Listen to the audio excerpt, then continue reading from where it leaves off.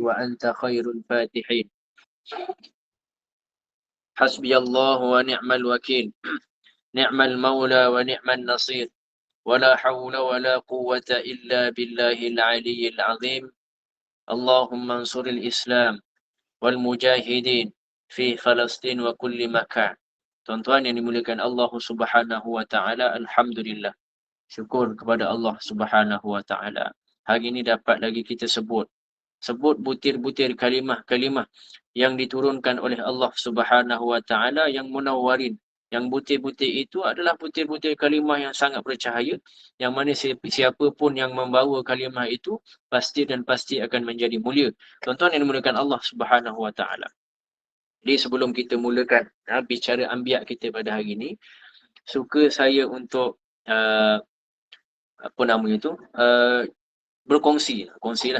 kongsi beberapa maklumat ataupun beberapa page yang boleh kita rujuk untuk kita ketahui keadaan-keadaan yang berlaku di Palestin sekarang. Antaranya saya ada satu Telegram yang namanya Qassam, QASSAM, Qassam Bridge, dia tulis Brigades, BRIGADES,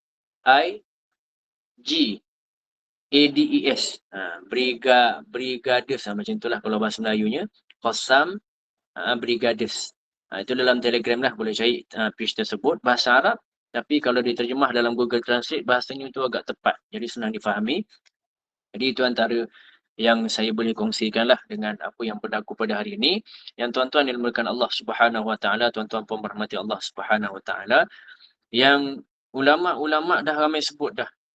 Ini antara permulaan kebangkitan menuju kepada Al-Mahdi Al-Muntazar, yang itulah Imam Mahdi Al-Muntazar, yang mana kalaulah berlaku, mungkin lamalah peperangan ini, kalaulah betul ianya berlaku pada zaman kita ini, iaitulah penaklukan semula Al-Aqsa, penaklukan semula kota Al-Aqsa itu, tuan-tuan, itu adalah satu alamat yang besar bagi kiamat. Tuan-tuan yang dimuliakan Allah Subhanahu wa taala, maka marilah kita perbaiki diri kita.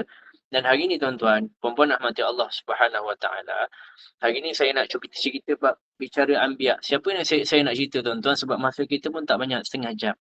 Jadi yang seronok bercerita setengah jam ni, tuan-tuan, saya seronok nak cerita, nak berkongsi tentang Nabi Muhammad sallallahu alaihi wasallam. Tapi apa yang saya nak perincikan, tuan-tuan, kita nak cerita ataupun kita nak ingat kembali, nama pun tazkirah, tuan-tuan, kita nak ingat peringatan kepada kita, kita nak ingat kembali, rewind balik kisah-kisah Nabi sallallahu alaihi wasallam. Iaitulah bermula umurnya Nabi SAW, umur 20 sehingga 40. Kita nak cerita itu je. 20 sampai 40, apa yang Nabi SAW buat? Tuan-tuan yang dimuliakan Allah Subhanahu wa taala. Maka saya ambil dan petik di dalam beberapa kitab, dan kitab utama yang saya ambil adalah Rahiqul Maktum. Dan ada daripada Syihabuddin. Saya tengok bukan Syihabuddin kita lah, Syihabuddin yang mengarang kitab fiqah dulu. Saya ada ambil satu juga kitab beliau. Cari kisah-kisah Nabi daripada umur 20 sampai 40. Maka dia ceritakan sallallahu alaihi wasallam. Tuan-tuan, beliau Muhammad bin Abdullah, Nabi dan Rasul kita sallallahu alaihi wasallam, beliau ni tak ada pekerjaan, tuan-tuan. Masa muda-muda macam kita ni, tuan-tuan, macam saya muda tak, tuan-tuan, dah tua jugalah kan. Masa muda-muda umur 20 tahun itu, tuan-tuan, Nabi ni muda-muda dia tak ada kerja, tuan-tuan. Ni dalam satu riwayat, Nabi ni tak ada kerja tetap. Kecuali lah ada beberapa riwayat yang menunjukkan bahawa Nabi SAW ini yar'al ghanam, kata sebuah riwayat kan, yar'al ghanam. Nabi SAW ni dia pengembala kambing. Kan ada hadis Nabi sebut SAW tu, Allah tak utus seorang Nabi kecualilah orang tersebut, individu tersebut pernah mengembala kambing. Jadi bahkan tuan-tuan, kalau nak cerita buat kambing ini, bahkan memang kambing itu adalah haiwan yang mulia. Apa kata Nabi SAW? Kambing itu merupakan haiwan daripada syurga. Hayawan fihi barakah, kata Nabi. Haiwan yang dalamnya ada keberkatan. Tuan-tuan tengok SAW. Tengok cerita kambing dulu, tuan-tuan. 20 hingga 40 tahun Nabi jadi pengembala kambing. Jadi Nabi ni dia pernah mengembala kambing. Sebab apa? Sebab dia Nabi lah salah satunya. Cuma kambing siapa, tuan-tuan? Sebab tu saya nak sebut bab tazkirah. Ingat cerita-cerita ni balik. Cerita-cerita Nabi balik sallallahu alaihi wasallam, kita kadang-kadang lupa, tuan-tuan. takkanlah kita lupakan kisah kekasih kita, tuan-tuan. Jadi Nabi ni pernah gembala kambing. Kambing siapa, tuan-tuan, yang dimuliakan Allah Subhanahu Wa Taala? Nabi pernah bela kambing dua jenis, bukan dua jenis, dua tempat. Satunya yang Nabi bela itu adalah untuk Bani Sa'ad namanya. Bahkan ada riwayat lain sebut Nabi SAW pun pernah mengembala kambing milik orang Mekah. Dan tujuan Nabi gembala kambing itu adalah memang untuk mendapatkan beberapa dinar ataupun duit. Duit lah kan, senang kan? Sebagai keperluan hidup waktu itu. Sebab apa, tuan-tuan? Sebab apa Nabi ni tak bekerja, Nabi gembala kambing? Kenapa, tuan-tuan yang berkan Allah Subhanahu Wa Taala? Sebab Abu Talib bukan orang kaya. Itu sebab dia. Waktu itu Nabi ayahnya sudah meninggal. Sallallahu alaihi wasallam, ayah dia wafat. Aminah radhiyallahu anha pun sama telah wafat. Jadi yang jaga siapa? Abu Talib. Maka Abu Talib bukan orang kaya. Kemudian maka dalam kitab Rakhikum Hatum ni sebut, tuan-tuan melakukan Allah Subhanahu Wa Taala, lepas daripada tu maka Nabi SAW lepas je gembala kambing tu, maka Nabi jadi peniaga pula. Kalau zaman dulu bahasanya pedagang lah, pedagang. Jadi ni kerja Nabi, dia kerja tak tetap. Sampailah tiba masa dia jadi pedagang, peniaga ni, masa ni lah berlaku kerja-kerja yang tetap bagi Nabi. Ada kerja tetap lah, tapi belum sampai itu, tuan-tuan. Yang dimulakan Allah Subhanahu Wa Taala. Maka dalam satu riwayat sebut, kana yattajir Sa'd bin Al-Makhzumi. Kan, kata Nabi SAW, fakana khairu kata kitab Rahiqul Mahtum ni, fakana khairu sarikil lahum. Gitu. Maka ada riwayat daripada Abu Dawud, hadis ni, sallallahu alaihi wasallam, betul lah, riwayat Abu Dawud, hadis lah maknanya, riwayat Abu Dawud dan riwayat Ibnu Majah, dan juga ada riwayat beberapa riwayat lain lah. Disebut dulu, Nabi SAW ni pernah berniaga waktu muda. Maknanya umur 20 sampai 40 ni Nabi niaga dah. Macam mana kita tahu muda ni, tuan-tuan? Nabi muda-muda niaga. Sebab Nabi ni ada kawan rapat masa tu. Kawan rapat namanya apa? BFF lah. Best Friend Forever. Khairu salikil lahum, kata Nabi SAW. Sebaik-baik teman ketika Nabi berniaga, ketika Nabi berdagang, kata Nabi SAW. Siapa dia? Sa'd bin Sa'idul Al-Makhzumi. Kalau bahasa mudah kita Melayu ni, Sa'id ibnu Sa'id Al-Makhzumi. Gitu.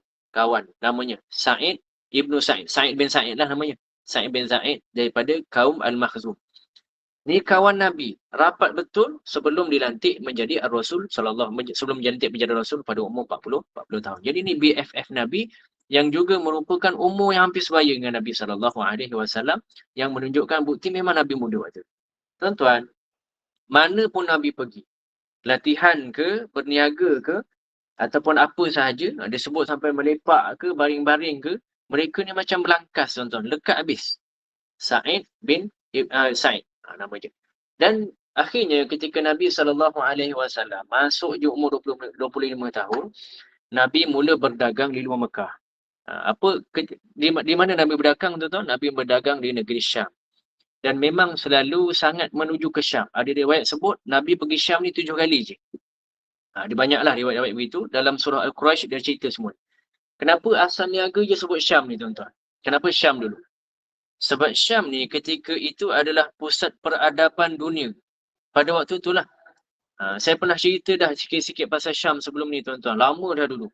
Namanya, ada satu namanya Pasar Ukaz namanya. Kalau sekarang ni nama tempatnya kalau Saudi dia dah jumpa, namanya Athliya. Yang terletak di Taif. Kat Taif lah, Pasar Ukaz ni duduk kat Taif dulu.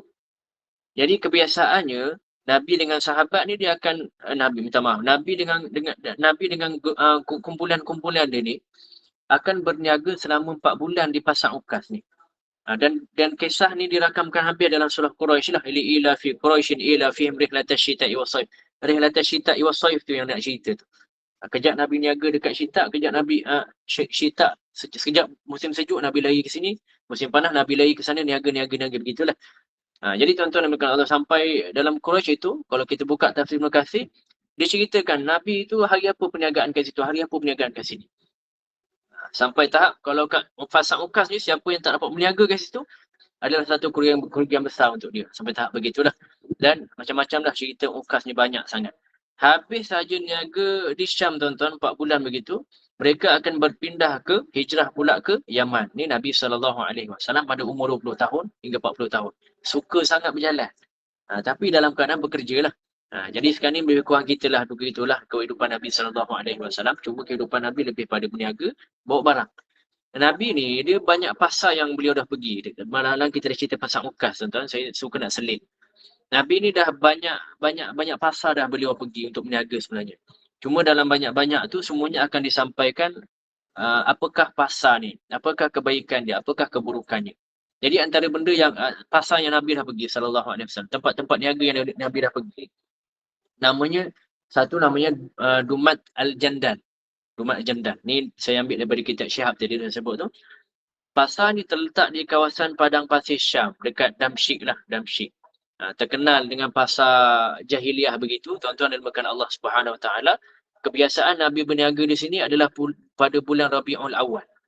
Kemudian Nabi pernah pergi ke pasar Musyaqqar. Musyaqqar ni 1 bulan je. Jamadil Awal Nabi pergi sallallahu alaihi wasallam ke situ. Tapi dekat pasar ni tuan-tuan, pasar ni lebih kepada pasar berhala-berhala. Tapi Nabi pernah masuk untuk berniaga di situ. Ada juga yang namanya pasar Suha. Banyak tuan-tuan, ada 12 pasar yang Nabi pernah pergi. Cuma di Syam pasar Ukas tu Nabi pergi 7 kali. Gitulah. Pasar Suha ni di Oman, niaga pada bulan Rejab. Pasar Dabah di Oman juga. Jadi tak jauh lah Oman, Nabi pergi Oman, lepas tu pergi Oman lagi. Gitulah. Oman ni pasar Suha ni bulan Rejab. Gitu tuan-tuan berkat Allah. Dan pasar Suha ni terkenal dengan pasar dengan orang-orang Asia. Sebab pasar Dabah ni lah, pasar Dabah di Oman ini ataupun pasar Suha namanya. Orang Cina datang, orang India datang, orang Timur datang lah di sini. Ada pasar sihir, ada nama pasar Syihir. Ni Hadramaut, pasar Aden juga Hadramaut. Pasar San'ah Hadramaut lah di Yaman. Pasar Rabiah juga di Yaman. Dan pasar Ukas di Taif tadi kita sebut. Pasar Darul Majaz. Tuan-tuan cantik ke tuan-tuan? Banyak tuan-tuan boleh cari tuan-tuan. Pasar Darul Majaz ni sebelah dengan pasar Ukas. Pasar Mina kita tahulah kan. Pasar Mina ni dibuka ketika mana musim haji. Jadi niaga kat situ. Apa lagi? Pasar Naz'at. Pasar Naz'at ni dekat Khaybar. Buat peperangan Khaybar. Dan pasar Hijr. Pasar Hijr ni dekat Yamamah lah. Biasanya Nabi berniaga pada bulan Muharram. Ini semua adalah kitab-kitab sejarah. Perniagaan kami, Nabi SAW waktu muda. 20 sampai 40 tahun. Tuan-tuan, dahsyat. Nabi SAW berniaga. Apa yang menyebabkan Nabi ni berniaga semangat ketika itu? Ada satu kekuatan Nabi, iaitulah Khadijah radhiyallahu anha. Tapi nanti kita ceritalah sikit-sikit tuan-tuan. Jadi tuan-tuan, Nabi masa berdagang pergi ke pasar Ukas. Tadi kita ambil Syam tadi tuan-tuan. Sebab Syam tu yang paling meriah, yang paling utama. Syam ni dia selalu disebut. Nabi masa pergi berdagang di Syam tu tuan-tuan, beliau selalu bawa barang. Barang siapa tuan-tuan? Barangnya Khadijah bintu Khuwailid radhiyallahu anha. Jadi pekerjanya Sayyidatina Khadijah. Tuan-tuan, kenapa Nabi pilih Khadijah? Gitu. Untuk bekerja, untuk niaga. Satu rezeki lah. Satu lagi, sebab memang Khadijah radhiyallahu anha ni ramai pekerja. Bahkan Sayyidatina Khadijah kaya raya. Kita tahu tuan-tuan. Tetapi kayanya itu sebab ditinggalkan mati oleh suaminya. Cukup lengkap, kayanya, cantiknya, bangsawannya. Maka waktu tu tuan-tuan, memang banyak lamaran yang diterima oleh Khadijah radhiyallahu anha, terutamanya daripada pihak Quraisy. Tetapi semuanya ditolak oleh Khadijah radhiyallahu anha. Apa alasan sebab Allahumma salli Muhammad, alasan Sayyidatina Khadijah menolak semua lelaki-lelaki ketika itu tuan-tuan? Alasan beliau adalah sebab beliau nak konsisten dengan perniagaan. Tuan-tuan tengok, setia kan? Setia tuan-tuan, perempuan memang sangat setia. Perniagaan ni biasalah tuan-tuan. Kalau dalam sejarah pekerja-pekerja, Sayyidatina Khadijah ni pun selalu silih gantilah pekerja-pekerja dia. Kadang-kadang seorang ikut pergi Syam, dan murabahah kata kitab. Murabahah maksudnya hilang, berhenti mereka. Mereka rasa tak sesuai dengan kerja berat, mereka rasa gaji sikit, macam itulah, ada macam-macam alasannya. Sampailah akhirnya terpilihlah Rasul sallallahu alaihi wasallam sebagai pekerja Khadijah radhiyallahu anha. Tuan. Dan ketika itu, saya tak boleh nak cerita secara detail 21, 22, 23 umur, tak disebut begitu. Cuma ini 20 hingga 40 begitu je kitab sebut. Dan ketika itu Nabi ni memang istimewa sikit. Sebab apa istimewa? Tak pasti. Tapi Sayyidatina Khadijah tak disebut dalam kitab. Cuma disebut Sayyidatina Khadijah, rasa Nabi ni istimewa bila tengok, maka diberi lebih sikit keistimewaan berbanding ke pekerja-pekerja yang sebelum ni. Contohnya tuan-tuan, masa Rasulullah berdagang, Rasulullah diberi satu hamba oleh Khadijah radhiyallahu anha. Namanya Maisarah. Sampai diberikan seorang hamba untuk membantu beliau. Maisarah namanya. Lelaki ya tuan-tuan, bukan perempuan. Maisarah namanya. Pergilah niaga mereka ini ke Syam. Maka ketika mana Nabi SAW niaga, maka ketika itulah berlaku larisnya lain macam. Ni tuan-tuan. Dan Rasul itu sangat baik, sangat jujur, tak pernah khianat dalam menyampaikan barang niaganya. Kurangnya, rosaknya, aibnya, semua dicerita habis. Sallallahu alaihi wasallam. Balik je ke Mekah, tuan-tuan yang melakukan Allah Subhanahu Wa Taala. Saya tak bacakan matan kitab ni, tuan-tuan. Saya beri makna saja, saya bacakan saja. Sampai sahaja ke kota Mekah. Khadijah tak pergi waktu itu, tuan-tuan. Sampai je kota Mekah. Sayyidatina Khadijah ni dah tunggu depan dah. Tapi Khadijah ni dia macam heran sikit. Heran sangat. Sebab apa? Dia kata dia jumpa dalam barangnya itu keberkatan yang tak dijumpai sebelum ini. Saya tak pasti sebab tak diceritakan lebih detail dalam kitab. Cuma disebut begitu mungkin sebab ada rasa kesenangan. Rasa tak ada masalah. Bawa balik semula barang yang rosak yang tak dijual dan lain-lain. Saya tak pasti.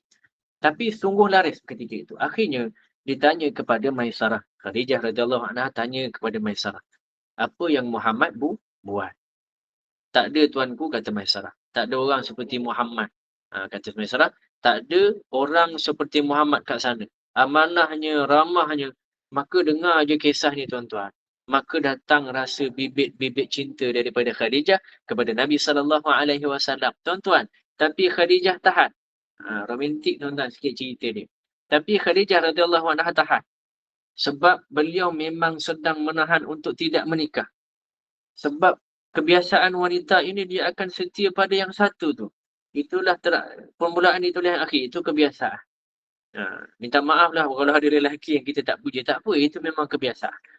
Sebab itulah alasan ditolak semua yang hadir, itulah alasannya.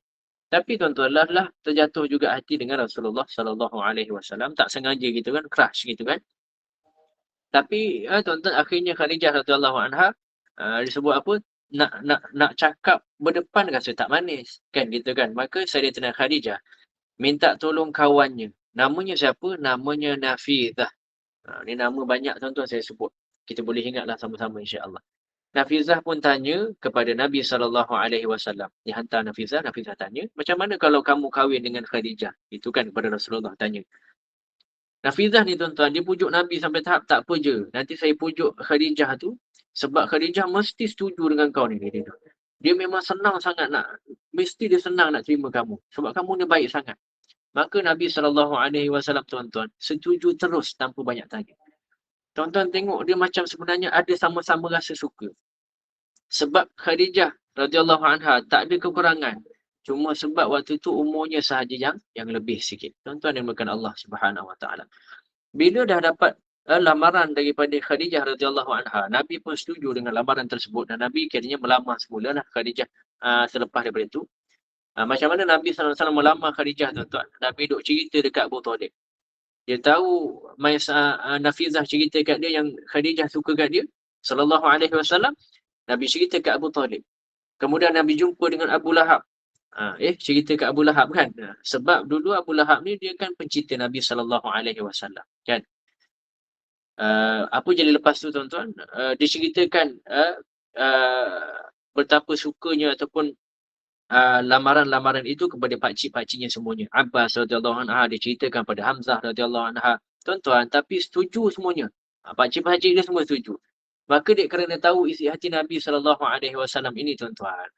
Akhirnya pakcik-pakcik ini pergilah jumpa pakcik Khadijah dulu. Mungkin sebab namanya Khuwailid kan. Mungkin sebab Khuwailid ayahanda Khadijah ketika itu radhiyallahu anha pun dah meninggal. Jadi datanglah kepada bapa saudara Khadijah. Datang lama tuan-tuan. Datang jumpa, cerita selesa dengan pilihan. Maka akhirnya bernikahlah mereka semua. Tuan-tuan, puan rahmat Allah. Perkahwinan mereka ini dihadiri oleh Bani Hashim dan pembesar suku Mudar. Tuan-tuan tengok betapa besar ketika itu majlis itu. Bukan mewah tuan-tuan, tak. Tapi yang hadir itu sangat-sangat ramai. Gitulah.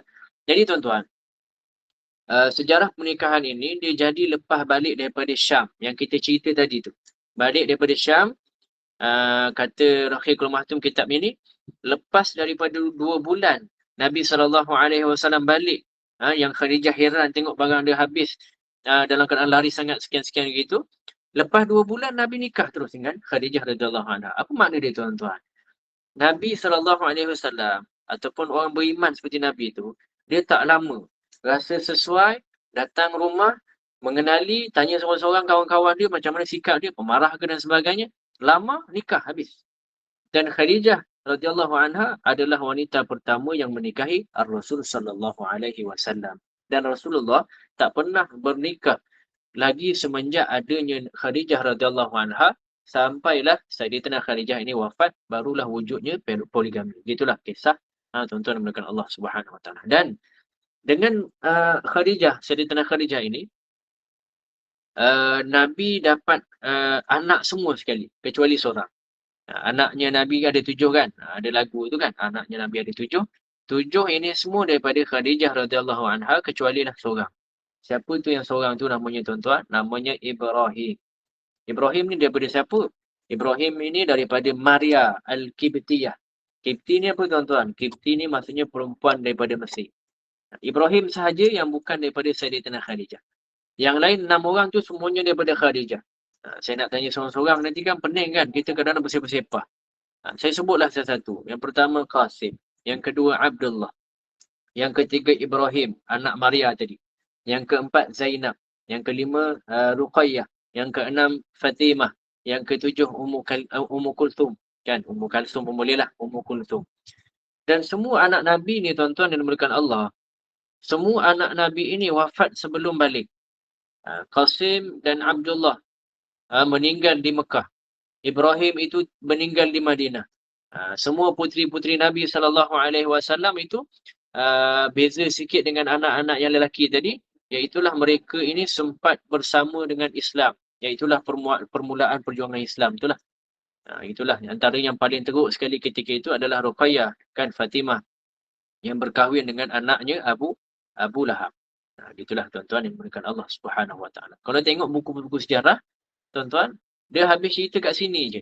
Dia akan terus masuk bab 40 tahun Nabi SAW. Cuma ada beberapa riwayat tambahan, iaitulah ketika mana umur Nabi 20 hingga 40 tahun ini secara keseluruhan. Riwayat apa tuan-tuan? Riwayat tentang keistimewaan Nabi SAW yang tak dimiliki oleh orang lain. Antaranya disebut dalam kitab Allahumma salli ala Sayyidina Muhammad. Nabi ini dia berbeza dengan orang lain sebab apa? Sebab dia tak pernah minum arak. Satu. Dia adalah orang yang sangat bermuamalah dengan baik. Dia tak pernah berkasar dengan orang. Kalau tuan-tuan duduk di Johor, di Melaka, tuan-tuan akan rasa sedikit kasar bahasa mereka. Kan? Kalau cakap orang baring itu kan? Kalau kita baik tuan-tuan. Oi, baring macam ni. Tak, Johor tak tuan-tuan. Johor dia, oi, bersepah je baring. Gitu. Mak bapak pun cakap kau aku kan. Jadi itu antara itulah Nabi berumalah dengan sangat baik ketika itu. Jadi beza sikit. Dan Nabi ini sangat suka sambung silaturahim. Ada pergaduhan Nabi yang jadi perantara untuk perdamaian. Nabi tak pernah ikut perayaan berhala. Ini yang disebut keistimewaan Nabi ketika itu sallallahu alaihi wasallam. Nabi tak pernah ikut tarian. Nabi tak pernah ikut aktiviti yang membuang masa. Nabi tak pernah suka apa yang dilakukan oleh kafir Quraisy yang menjatuhkan maruah dan terutamanya dan kredibiliti itu, tuan-tuan yang dimuliakan Allah Subhanahu wa taala, itulah menyebabkan kredibiliti Nabi itu naik tinggi sangat. Jadi orang pandang Nabi ni orang yang sangat-sangat, macam mana dia cakap tu, orang yang hebat, dahsyat. Itulah juga yang akan kita pandang nanti pada Imam Al-Mahdi. Imam Mahdi ni tuan-tuan sikit kan, rambut dia panjang sampai bahu. Liahnya luas begitu kan. Jadi lebih kurang begitulah. Dia nampak pandai, nampak orang cerdik. Tuan-tuan yang dimuliakan Allah Subhanahu wa taala, tapi Nabi ini dijaga oleh Allah Subhanahu wa taala. Tuan-tuan, ada sebuah hadis daripada Al-Imam At-Tabari. Cerita pasal Nabi sallallahu alaihi wasallam. Nabi sebut, tak pernah aku ingin melakukan walaupun dalam hati ni nak buat seperti mana orang kafir Quraisy, kata Nabi sallallahu alaihi wasallam. Tapi Nabi kata kecuali 2 tempat. Ada kecuali tuan-tuan. Tapi itu pun ditegah oleh Allah Subhanahu Wa Taala sampai perkara itu akhirnya tak dibuat oleh Nabi sallallahu alaihi wasallam. Sampailah Nabi itu diberi risalah. Risalah tu umur 40 tahun diberikan Al-Quran. Ini Nabi sendiri sebut sallallahu alaihi wasallam dalam satu hadis sahih Al-Imam Al-Bukhari. Maka Nabi sallallahu alaihi wasallam duk cerita. Aku pernah cakap dengan kawan-kawan yang gembala kambing dulu. Masa dekat Mekah dulu, Nabi gembala kambing, aku pernah cakap dengan kawan aku yang pernah gembala dengan aku tu, aku beritahu, tolong. Gitulah bahasanya kan. Tolong jaga kambing aku ni dulu, aku nak pergi Mekah jap. Aku nak pergi melepak macam orang-orang muda lain. Sebab tak pernah rasa, aku nak cuba. Tuan-tuan, ini yang Nabi cerita, sallallahu alaihi wasallam. Maknanya, pemuda memang begitulah perasaannya, cuma macam mana kaedah kita nak tahan perkara tersebut. Apa kata kawan dia tuan-tuan? Pergilah. Terbaik kan gitu kan. Sebagai contoh tuan-tuan. Kawan dia kata pergilah. Oh terbaik lah kau. Kan aku jaga kami ni jangan risau. Gitulah tuan-tuan. Maka berangkatlah Nabi SAW. Tapi ketika mana Nabi masuk ke Mekah, Nabi dengar ada pesta. Ada walimah, ada pesta joget-joget. Gitulah. Nabi kata apa? Ya apa benda ni? Maka ada orang beritahu Nabi ketika itu, ini adalah perkahwinan fulan-fulanah. Maka pernikahan ini, tuan-tuan, pernikahan kita kalau disertai dengan nyanyian dan tarian, dia sama seperti apa yang diceritakan Nabi SAW, kafir Quraisy punya amalan. Maka kata Nabi, aku duduk dan dengar. Tapi ketika mana aku duduk dan dengar, ketika mana aku duduk dan dengar, Allah memukul telinga aku. Macam ada orang yang sepak telinga Nabi SAW menyebabkan Nabi tertidur. Dan tidur Nabi itu tak ada yang membangunkan dia SAW sampai esok. Nabi sedar pun sempat terik panas matahari. Sampailah bila panas matahari itu, Nabi balik ke tempat gembala kambing, dia tanya kawan dia macam mana? Kata Nabi SAW, aku tertidur. Nanti malam aku nak try lagi pergi boleh? Dia cakap dengan kawan dia, tuan-tuan. Tolong jaga lagi boleh. Dia dalam satu hadis yang panjang. Maka Nabi SAW pergi lagi sekali pada malam tersebut, duduk seperti mana duduknya semalam, tapi benda yang sama jadi tuan-tuan, seperti ada yang sepak, ada yang tempeling, kan, kalau dalam bahasa Johor tu kan. Dan akhirnya Nabi SAW tertidur sampai bangun sampai esok, sebab panas baru Nabi bangun SAW. Apa kesimpulannya tuan-tuan? Keistimewaan Nabi SAW ketika itu adalah dijaga oleh Allah Subhanahu Wa Taala. Umur 20 hingga 40. Kita boleh ikut beberapa keadaan inilah. Bukan suruh lempang anak pergi apa? Pergi majlis walimah dak. Cuma kita boleh elakkan perkara tersebut yang Nabi tunjuk benda tu tak elok. Kecuali walimah itu ialah dengan syariat lah, dengan cantik. Jangan mengikut amalan jahiliah begitu. Tuan-tuan, satu lagi masa bina Kaabah ni yang nak tunjuk Allah jaga tuan-tuan. Nabi dengan Sayyidina Abbas radhiyallahu anhu ni dia tukang pikul batu ni masa bina Kaabah. Nabi SAW dengan Abbas radhiyallahu anhu, dia ni tukang pikul batu masa nak bina Kaabah. Maka satu hari tu Abbas radhiyallahu anhu kata pada Nabi. Dia cakap kat Nabi SAW, "Ya anak saudara aku, pak menakan aku, pak menakan kan. Ya anak saudara aku, ambil kain kau tu letaklah kat leher. Angkat kain letak kat leher. Ikat kat leher tu supaya nanti tak sakit leher. Masa letak batu dekat atas bahu tu, leher tak melecet." Gitu masa angkat. Tuan-tuan, tapi apa jadi? Sallallahu alaihi wasallam, tuan-tuan. Ketika mana Nabi angkat kainnya itu. Ni cerita kisah. Ada kisah yang sebut Nabi angkat sikit parah betis saja. Bila Nabi Nabi angkat kain tersebut parah betis, Nabi pingsan sebelum sempat buka kain sampai ke atas. Rasulullah pingsan dalam keadaan Nabi itu pandang ke langit. Ini semua hadis daripada Sahih Al-Bukhari. Sampailah ketika mana Nabi pingsan. Nak pingsan tu Nabi pandang langit. Sambil duk tanya, bercakap dalam mulutnya tanpa sedar. Mana kain aku, mana kain aku, mana kain aku. Begitu tuan-tuan. Dijaga oleh Allah Subhanahu Wa Taala supaya tak terlihat auratnya itu. Ni umur dah lebih kurang 35 tahun begitulah. Kata kitab ini. Dan semenjak itulah tak pernah Nabi itu terlihat auratnya. Hadis ini daripada hadis Imam Bukhari. Dan tuan-tuan diberikan Allah Subhanahu Wa Taala. Dan sebab-sebab itulah antaranya disebabkan itulah Nabi ini dikenal sebagai Al-Amin. Tuan-tuan yang diberikan Allah Subhanahu Wa Taala. Dan bahkan tubuh badan Nabi SAW itu tak pernah dilihat oleh sahabat-sahabat. Nabi ni dia tak pernah suka-suka buka baju. Tak ada. Kan orang sekarang kalau pergi gym apa semua suka buka baju, tak. Nabi SAW badan dia kemas, cantik, tak over sangat dan tak kurang sangat. Jadi Nabi ni pun tak pernah buka baju kecuali lah ada beberapa tempat yang bukan sengaja ataupun yang bukan Nabi nak buka kan. Adalah beberapa keadaan. Sallallahu alaihi wasallam ada kadang-kadang sahabat minta nak tengok khatimul anbiya belakang tu kan. Cop muka Nabi sallallahu alaihi wasallam, cop belakang Nabi tu tanda kenabian dan sebagainya lah. Sallallahu alaihi wasallam, dan Nabi buka baju betul ketika mana Nabi nak wafat itu. Ketika mana ada seorang sahabat yang berpura-pura untuk membalas dendam kepada Nabi sallallahu alaihi wasallam. Jadi itu antara kisah-kisah tentang Nabi sallallahu alaihi wasallam bermula daripada umurnya 20 sehinggalah 40 tahun. Tuan-tuan. Jadi saya sebutlah betul tu, Maisarah tu lelaki bukan perempuan. Jadi tuan-tuan yang dimuliakan Allah Subhanahu wa taala.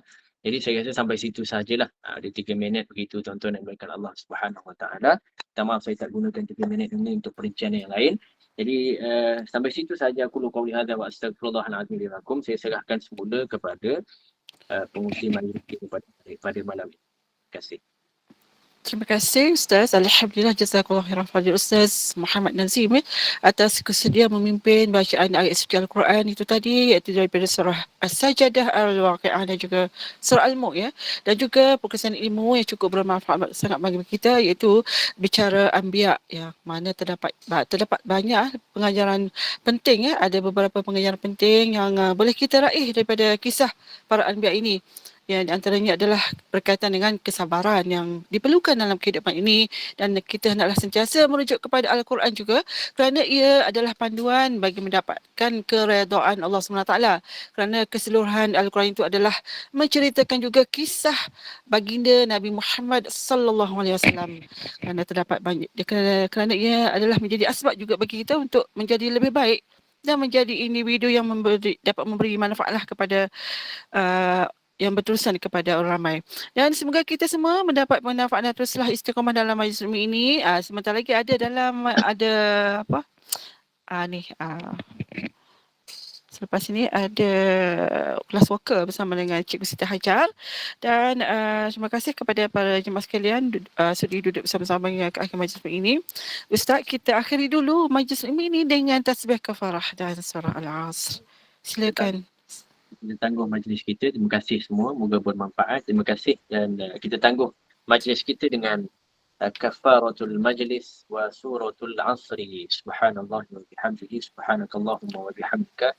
Nashhadu an la ilaha illa anta nastaghfiruka wa natubu ilaik. Bismillahirrahmanirrahim. Wal asri innal insana lafi khusri illa alladhina amanu wa 'amilus solihat wa tawasaw bil haqqi wa tawasaw bis sabri. Walhamdulillahi rabbil alamin. Terima kasih semua atas kesudian mendengar. Saya minta dulu semua. Terima kasih Ustaz. Sama-sama. Assalamualaikum warahmatullahi wabarakatuh.